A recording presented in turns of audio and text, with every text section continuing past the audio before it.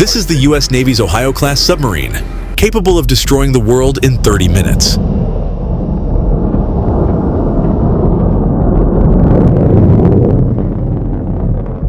America's Ohio-class ballistic missile submarines are among the quietest and most exceptional military machines in human history, as well as the stealthiest submarines in the world.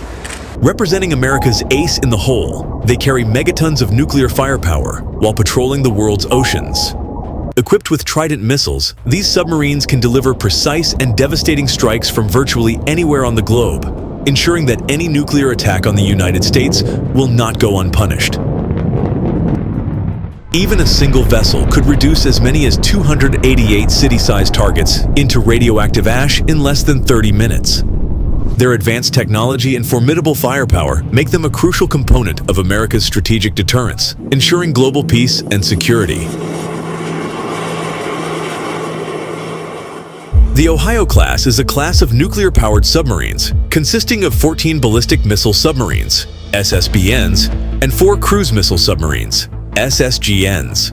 Each displacing 18,750 tons submerged, the Ohio class are the largest submarines ever built for the U.S. Navy.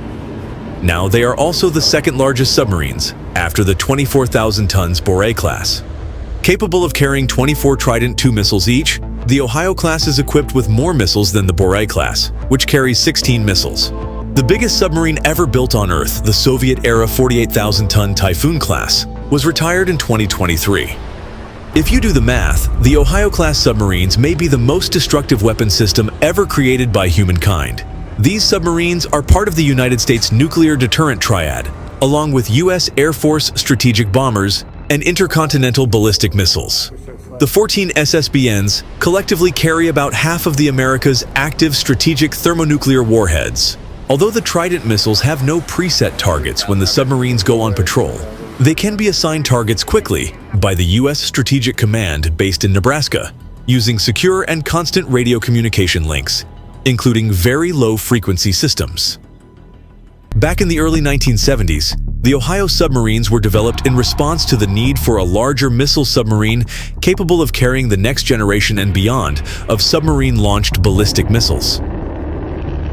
The first 8 Ohio-class submarines were initially armed with 24 Trident 1C4 SLBMs. Beginning with the 9th submarine, Tennessee, the remaining boats were equipped with the larger, 3-stage Trident II D5 missile.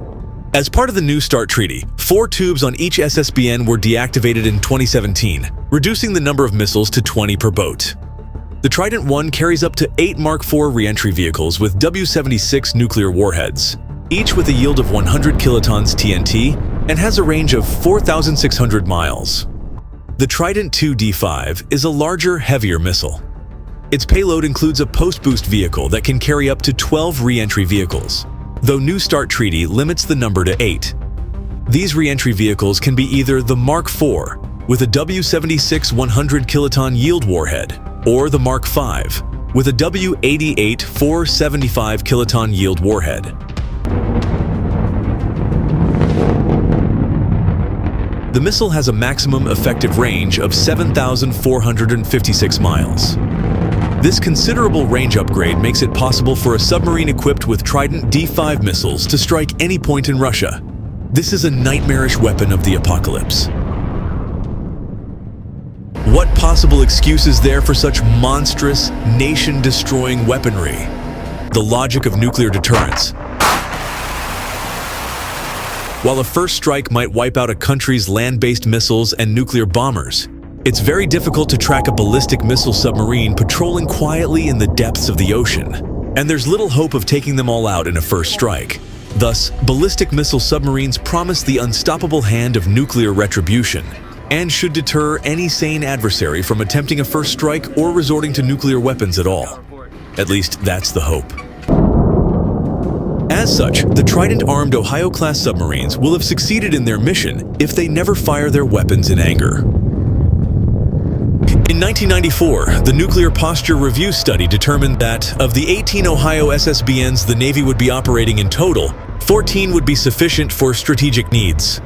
The decision was made to convert 4 Ohio-class boats into SSGNs, capable of conducting conventional land attacks and special operations.